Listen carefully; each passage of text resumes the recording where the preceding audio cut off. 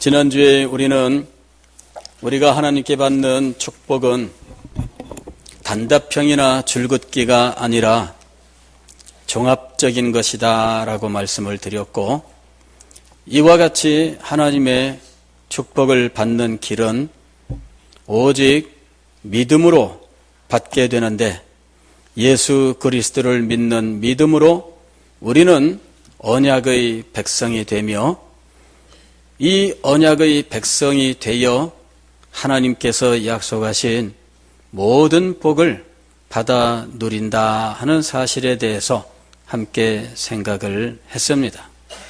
그리고 이 축복을 받아 이 땅에서 신실하게 이 복을 누리게 되는 길은 언약의 백성으로 살아갈 때라고 말씀을 드렸습니다.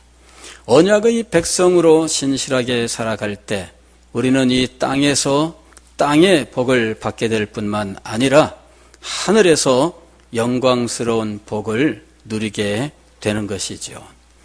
자, 그러면 왜 우리는 예수 그리스도를 믿어야 하는가 하는 것이죠. 그리고 도대체 예수 그리스도는 이 언약에서 어떤 위치를 차지하고 있느냐 하는 것입니다. 우리는 인간이 하나님께 창조를 받고 하나님과 창조주와 피조물이라고 하는 자연적인 관계에 있었지만, 하나님께서 은혜로 인간은 하나님의 형상으로 지으셔서 인격적인 존재로 만드시고, 이 인간과 계약을 맺음으로 인간에게 하나님과 계약을 맺는 특권자가 되게 하셨다 하는 사실에 대해서 생각했습니다. 그리고 하나님이 그 계약을 통해서 인간에게 약속하신 것은 하나님의 백성이 되는 것이었습니다. 하나님의 백성이 된 그는 이 세상의 모든 만물에 대해서는 왕과 같은 위치를 갖게 되는 것이죠.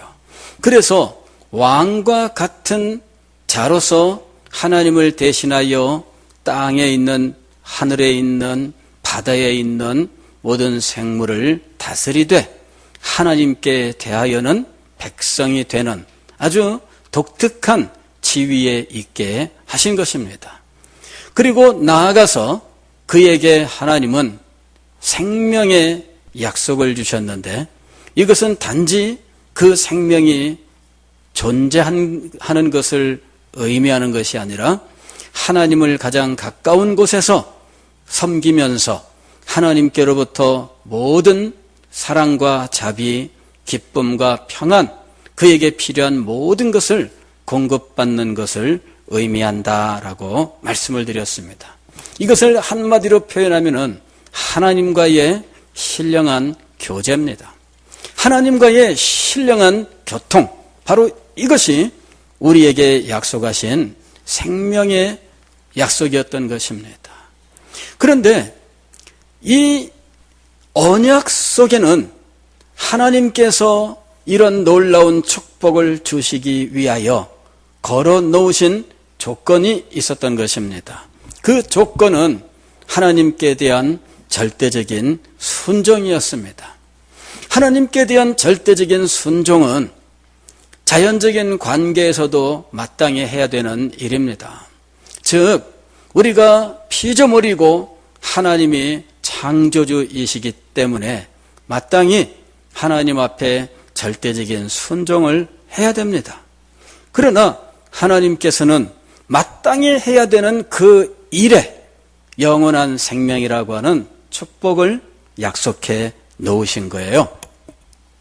가령 여러분, 그것은 이런 것과 비슷한 겁니다. 제가 어느 날 오래전에 우리 모교회에 우리 한 집사님 경영하는 안경점에 가서 앉아 있었습니다. 교제를 나누는 중에 손님이 들어왔는데 어떤 엄마하고 중학생 딸이 왔어요. 이 딸이 안경을 바꿔달라고 하니까 데리고 왔는데 이 딸이 좋다고 선택하는 그 안경테가 벌써 한 30년 가까이 되었는데 안경테 값이 그 당시 값으로 한 10만 원 뭐 이렇게 가는 안경이에요. 비싼 거죠. 예, 이게 비싼 겁니다. 예, 엄마가 깜짝 놀라요. 아니 이 녀석아 이거 이렇게 비싼 걸 어떻게 하냐? 이 딸은요 이 안경에 지금 마음이 쏠렸어요. 이걸 꼭 갖고 싶은 거야. 이래가지고 엄마한테 뭐 아양을 떱니다. 아이 엄마 막 살살살살 엄마를 이제 소위 꼬시면서 이 딸이 약속을 합니다. 엄마 내가 이거 해주시면 공부를 열심히 할게요. 자, 공부를 열심히 할게요. 이거 조건이 될까요? 안 될까요? 예. 아니, 당연히 네가 공부를 열심히 해야 되는 거지. 그런데 엄마는 뭐라 그래요? 아, 그래? 그러면 너 공부 열심히 해야 된다? 그러면서 그 안경을 해주는 거예요. 옆에서 제가 가만히 보면서 아니, 공부 열심히 하는 거 그거 당연한 거 아니에요? 당연한 건데 엄마한테 조건으로 걸고 있어요. 나 공부 열심히 할게요. 엄마는 또 거기에 넘어가. 아, 그래, 공부 열심히 한다면, 이렇게, 예. 당연한 거지만, 그러나 조건이 되는 경우들이 있어요. 그게 진짜 조건이 되기 때문이 아니라, 사랑과 은혜 때문이죠. 사랑과 은혜 때문에 당연한 것인데, 그걸 조건으로 삼아서 너무나 놀랍고 영광스러운 것을 주시겠다고 약속하셨던 것. 바로 그것이 하나님이 인간과 맺었던 처음 언약의 모습입니다. 그런데 그 절대적 순종, 말은 엄청납니다. 그죠? 절대적 순종. 이건 뭐 무슨 일이 있어도 지켜야만 되는 엄청난 순종입니다. 하나님께서 그걸 조건으로 거셨다는 거예요. 그런데 그 조건을 어떻게 실행하느냐?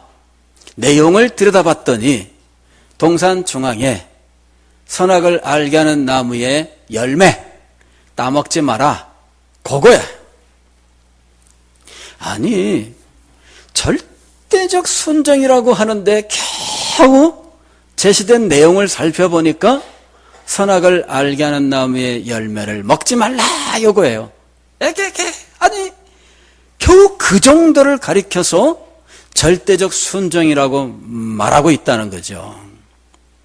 그러니 하나님께서 인간과 맺은 이 첫 언약이라고 하는 것은 하나님께서 인간에게 무조건 퍼부어 주시기 위한 언약이라고 말씀할 수가 있는 거예요. 그냥 무조건 퍼부어 주실 작정으로 이 언약을 맺은 겁니다. 그런데 문제는 무조건 퍼부어 주시려고 하신 그 언약이 오히려 문제가 되는 상황이 벌어졌습니다. 인간이 그 언약을 깨뜨린 거예요. 선악을 알게 하는 나무의 열매를 먹지 말라. 그런데 그것을 그만 먹은 겁니다. 그래서 결국은 언약이 깨졌어요. 언약이 깨지면 당연히 약속했던 생명의 약속은 무효. 그 엄청난 것이 그냥 공중에 날아가 버리고 마는 거예요. 무효가 되어버렸어요. 그 외에 내가 따먹으면 정령 죽으리라. 죽음이 임하게 된 거예요. 엄청난 축복은 날아가 버리고 전혀 상관이 없을 것이라 생각했던 죄의 형벌이 인간에게 주어진 겁니다. 이야기가 여기서 끝났으면 그걸로 끝입니다. 그 다음부터 인간은 아무런 소망도 없이 옛날의 에덴 동산만 추억하며 그 고통과 괴로움 속에 살다가 죽음과 영원한 멸망으로 떨어지면 끝나는 거예요.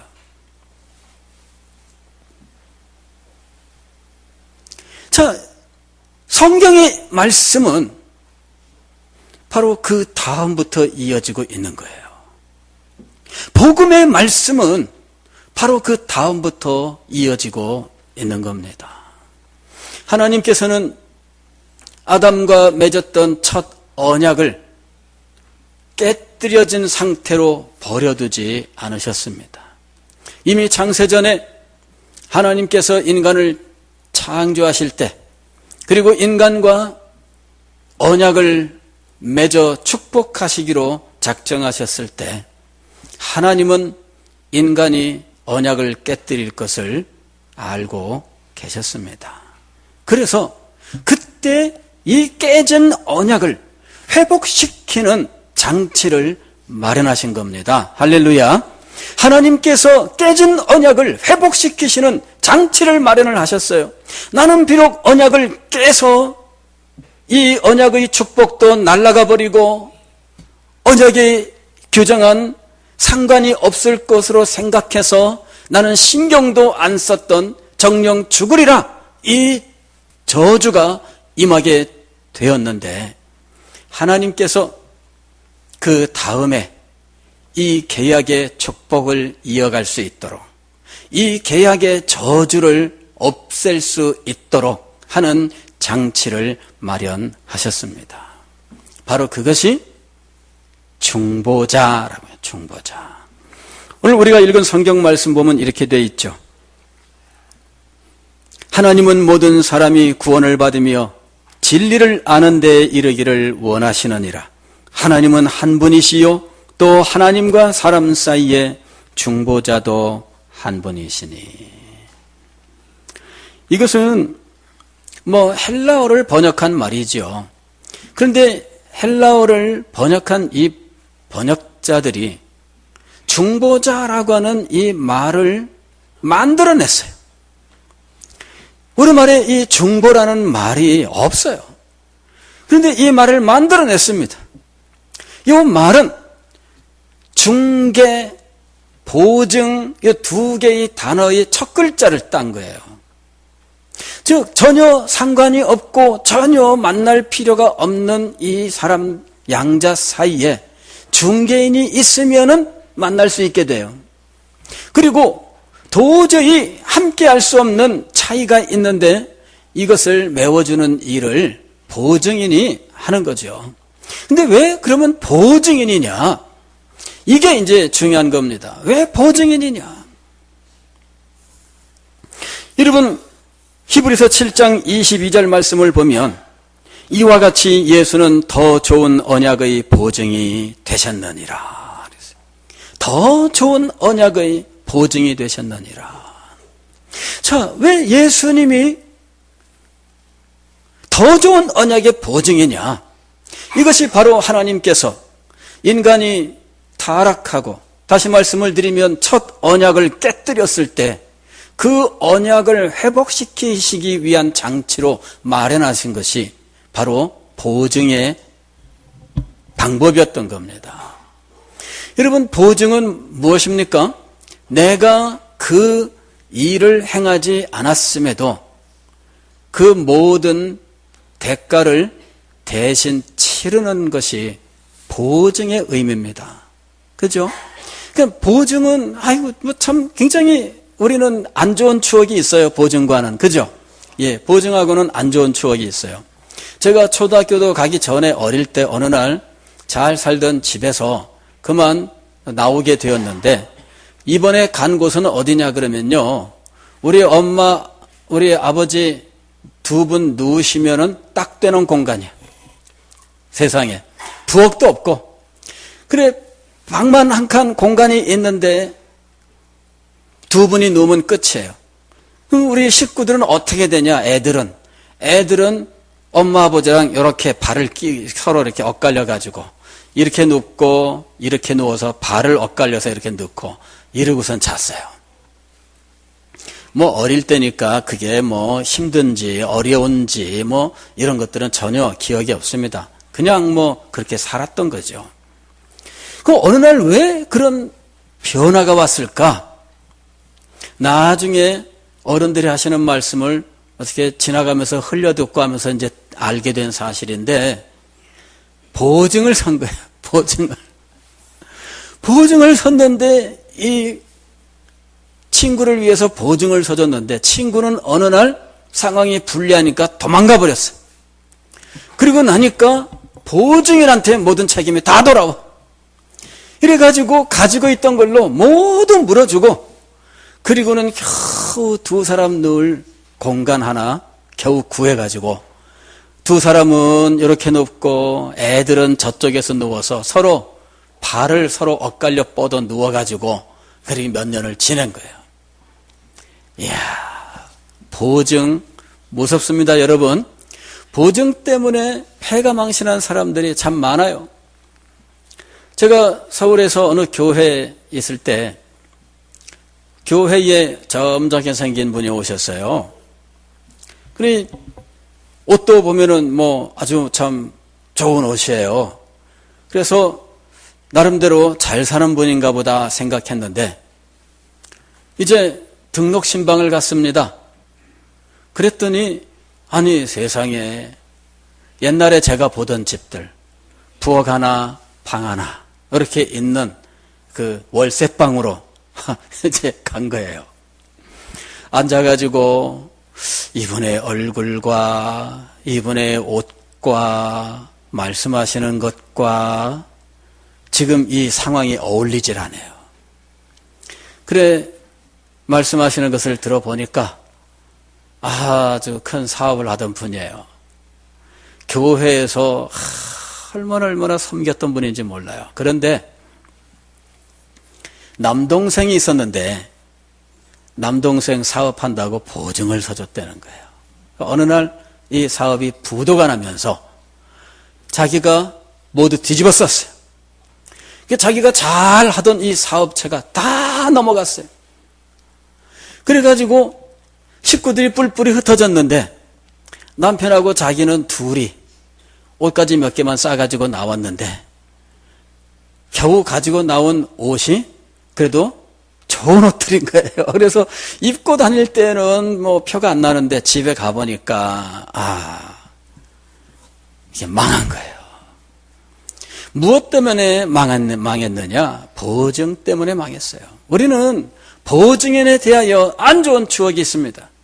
너무 많은 분들이 이 보증으로 인해서 고통을 겪기 때문에 최근에는 이 보증제도 이거 너무 이 일로 인해서 고통당하는 사람들이 많으니 이거 없애야 된다, 이런 말들이 있었고, 그래서 보증인이 무한 책임을 지던 거, 그 다음에 은행은 그냥 한번 보증인 세우면은 무조건 보증인 연장인데, 그게 아니라 이거는 이 기간이 있어서 그 기간 끝나면 안 된다, 뭐 하여튼 온갖 말들이 있고, 법도 지금 바뀐 걸로 압니다.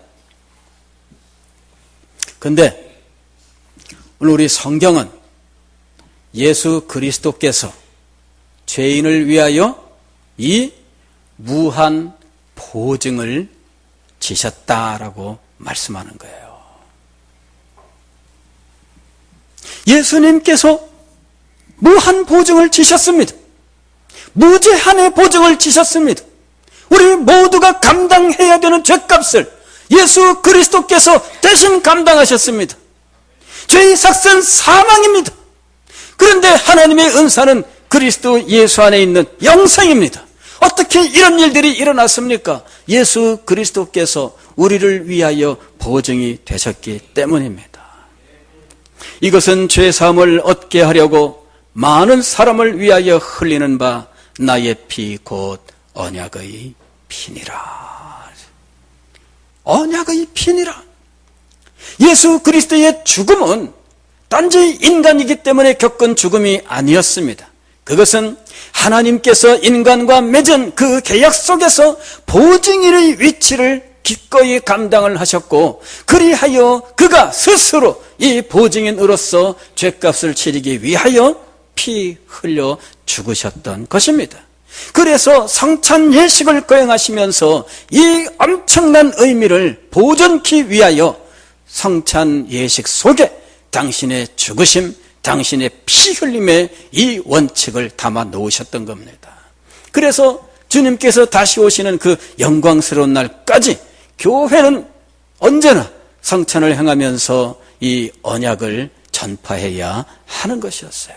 그리고 예수 그리스도께서 그 언약의 중보자로서 피 흘려 죽으셨다는 사실을 전파하면서 복음을 교회가 보존하고 복음을 전파하게 하셨던 겁니다. 히브리서 9장 5절 말씀을 보면 그는 새 언약의 중보자시니 이는 첫 언약 때에 범한 죄에서 속량하려고 죽으사 부르심을 입은 자로 하여금 영원한 기업의 약속을 얻게 하려 하심이라 하고 말씀합니다. 첫 언약 때에 범한 죄에서 속량하려고 죽으사, 즉 첫 언약, 인간이 절대적 순종, 말은 엄청난데 내용은 선악과 먹지 말라, 아주 간단한 것이었어요. 그런데 그것을 깨뜨렸기 때문에 그에게 당연히 찾아온 죽음입니다. 그것을 속량하려고, 즉 모두 갚으려고, 그 말입니다. 갚으려고. 보증인은 갚아야 돼. 예수 그리스도는 하나님과 보증인의 계약을 하신 겁니다. 그래서 인간이 범죄하여 언약을 깨뜨리자마자 보증인이 되셨어요. 그래서 구약은 이 보증인에 대한 계시인 거예요.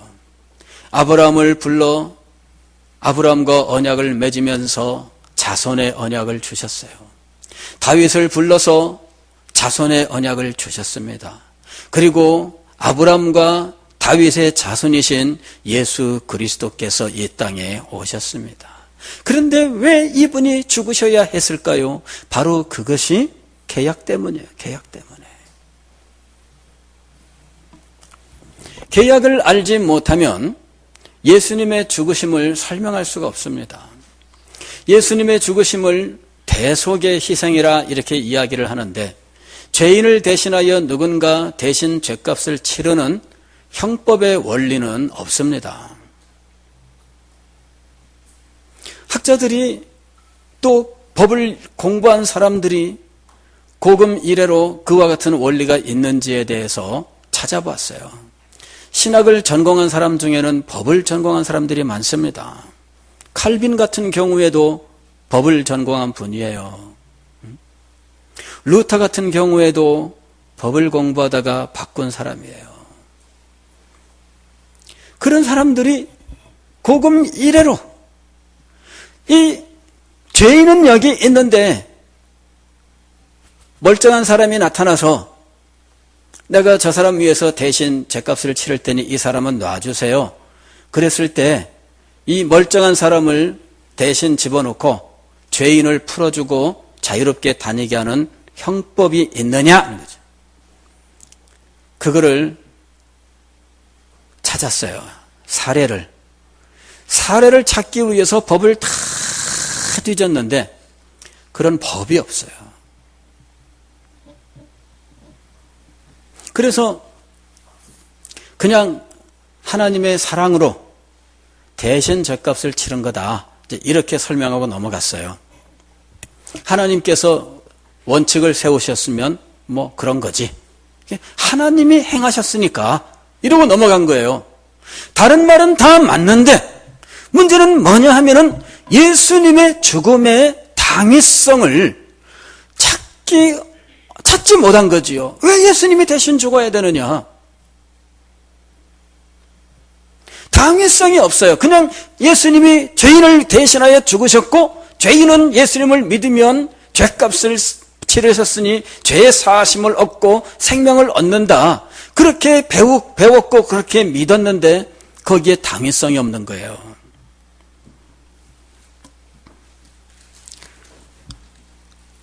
신학을 공부하면서 구속에 대해서, 대속의 원리에 대해서 아무리 찾아봐도 사실에 대해서 말씀을 하고 있으나 당위성은 찾지 못했어요. 그런데 제가 이번에 언약을 연구하면서 그 당위성이 언약 속에 있는 거구나. 깨진 언약 때문이에요. 깨진 언약 때문에. 깨진 언약을 살리는 길은 죄인 이 언약을 깨뜨린 자가 모두 갚든지 아니면 누군가 대신 갚아야 돼요. 그런데 언약을 깨뜨린 이 당사자는 이미 파산한 상태이기 때문에 갚을 길이 없습니다. 인간은 파산자예요. 그래서 그는 아무런 능력이 없습니다. 우리들도 왜 신용불량자만 돼도 은행거래 중지잖아요. 그렇죠? 신용불량자만 돼도 휴대폰 개통도 못해. 파산자, 여러분 이게 사실 우리는 그런 경험을 많이 하지는 않습니다만은 파산하게 되면은 모든 게 끝나요. 다른 길이 없어요. 누군가 그를 다시 도와주기 위해서 대신 내가 다 갚아주겠습니다. 이리 해야만 가능한 일이에요.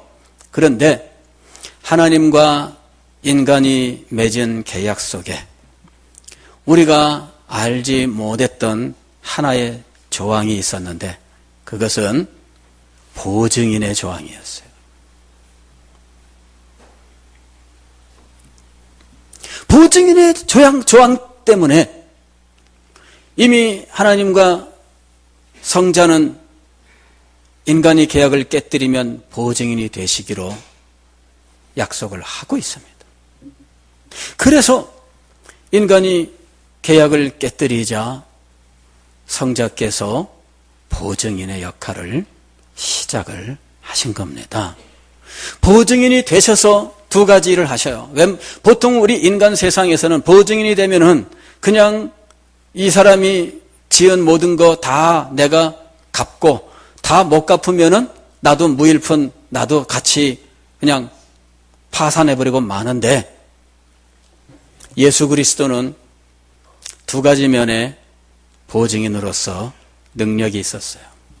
하나는 그의 모든 죄값을 다 감당하는 겁니다. 죄의 삭은 사망이요. 그 감당했습니다. 넘치도록 감당했습니다. 온갖 고난과 멸시와 천대와 침뱉음과 모든 고통을 다 겪으시면서 마침내 죽음으로 이 모든 죄값을 다 감당하셨습니다. 그런데 우리가 보는 웬만한 보증인들은 그걸로 끝이에요. 그런데 하나님과 인간 사이에 있는 유일하신 중보자는 애초 첫 언약 때 약속되었던 영원한 생명의 축복을 회복시키시는 분이었습니다. 그래서 예수님을 믿는 자는 죄사함을 얻으며 죽음에 이르지 아니하고 영원한 생명을 얻게 되는 겁니다. 할렐루야. 우리에게 있는 보증인, 우리에게 있는 중보자는 단지 죄값만 치른 분이 아닙니다. 앞으로 영광스러운 생명, 하나님과의 신령한 교통이라고 하는 이 복되고 아름다운 최후의 축복을 우리에게 가져다주는 분입니다. 예수 그리스도는 이렇게 영광스러운 중보자가 되셨던 거예요. 그런데 왜 이 예수님을 믿어야 하느냐 하는 거죠. 보증인이 법적으로 그 역할을 감당하기 위해서는 우리가 그 보증인이 나의 보증인이라고 하는 사실을 인정해야 됩니다. 그게 인격체의 당연한 과정이에요. 내가 보증인을 인정하지 않으면 그분과의 법적인 효력이 발휘되지 않습니다. 내가 보증인이 나를 위하여 무슨 일을 하시는 분이신지, 이 보증인이 앞으로 내 죄값과 내가 얻게 되었으나 공중에 증발해버린 이 엄청난 축복을 다시 가져다 주실 분이라고 하는 사실을 알고 내가 이분을 나의 보증인으로, 나의 구주, 나의 주님으로 인정해야 되는 거죠. 인정하지 않으면 법적인 효력이 나타나지 않습니다. 여러분, 부모님에게 큰 유산이 있어 상속될 때도 마찬가지입니다. 부모가 유언장을 남겨서 누구누구에게 어디 있는 거 뭐 주노라 이렇게 해서 이제 유언장을 썼어요. 유언장이 있으면 무조건 내 것이 될까요? 아니면 내가 이것을 인정하여 이 유언장의 효력이 발휘할 수 있도록 내가 사인을 하는 부분이 있어야 될까요? 나한테 그냥 오는 거 아닙니다, 여러분. 이 모든 것을 내가 상속합니다라고 하는 이 법적인 동의가 있어야 돼요. 이걸 상속하지 않겠습니다. 그러면은 상속 안 됩니다. 예. 여러분, 상속 포기라고 하는 것이 있어요. 상속 포기라고 하는 게 있습니다. 물론 뭐 상속을 포기하는 사람들이 많지는 않지만 자기가 따져보고 야, 이거 상속받았다가 이후에 내가 우리 아버지가 지은 빚을 몽땅 내가 또 갚아야 된다면 따져보니까 빚이 더 크다. 아, 난 손해보겠네. 이러면은 상속 포기하는 거예요. 그러면은 이 남아있는 것들은 모두 빚 갚는 대로 다 가버리고 그걸로 끝납니다. 내가 받을 수도 있고 포기할 수도 있어요. 예수 그리스도께서 나의 보증인이라고 하는 사실을 내가 알고 그분이 나를 위하여 어느 정도까지 보증하시는지를 알고 그 보증을 통하여 내가 받게 될 엄청난 혜택들을 알고 그 보증을 행하신 그분에 대하여 진정으로 감사하면서 그분을 나의 보증인으로 영접을 해야 됩니다. 그렇지 않으면 그분이 행하신 모든 일은 나와 상관이 없는 겁니다. 왜 예수 그리스도께서 우리의 언약 속에 등장하셨으며 왜 우리가 그분을 믿어야 하는지 이 원리를 우리가 이해를 해야 됩니다.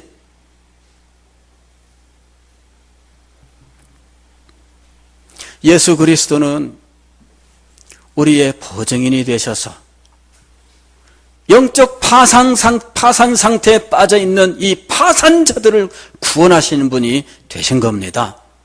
이 영적 파산 상태에서 죄와 비참한 가운데 살아가던 존재들입니다.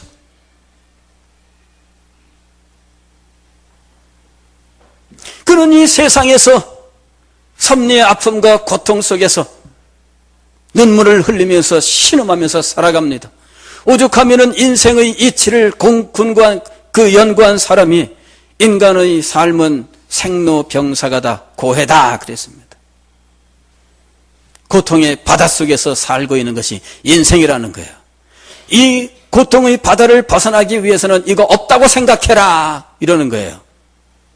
없다고 생각하면 없어집니까?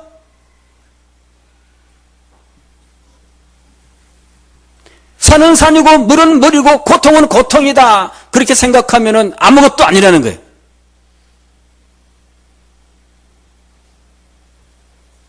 그러나 이 고통이 없어집니까?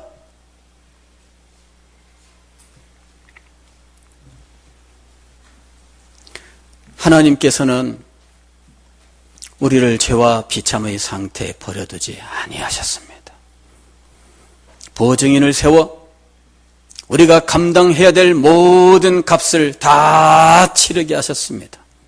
그리고 오히려 이분을 통하여 하나님께서 우리에게 주시기로 그저 그냥 막 퍼줄 것처럼 약속하셨던 바로 그 처음의 약속, 그 생명의 약속을 다시금 우리의 것이 되도록 회복시키셨던 것입니다. 사랑하는 성도 여러분, 우리가 우리의 보증인 되시는 예수 그리스도를 알고 그분을 믿고 의지하며 그분을 신뢰해야 되는 이유가 바로 여기에 있는 겁니다. 이분을 여러분의 보증인으로 받아들이세요. 이분을 여러분의 주인으로 받아들이세요. 이분을 여러분의 구주로 영접하세요.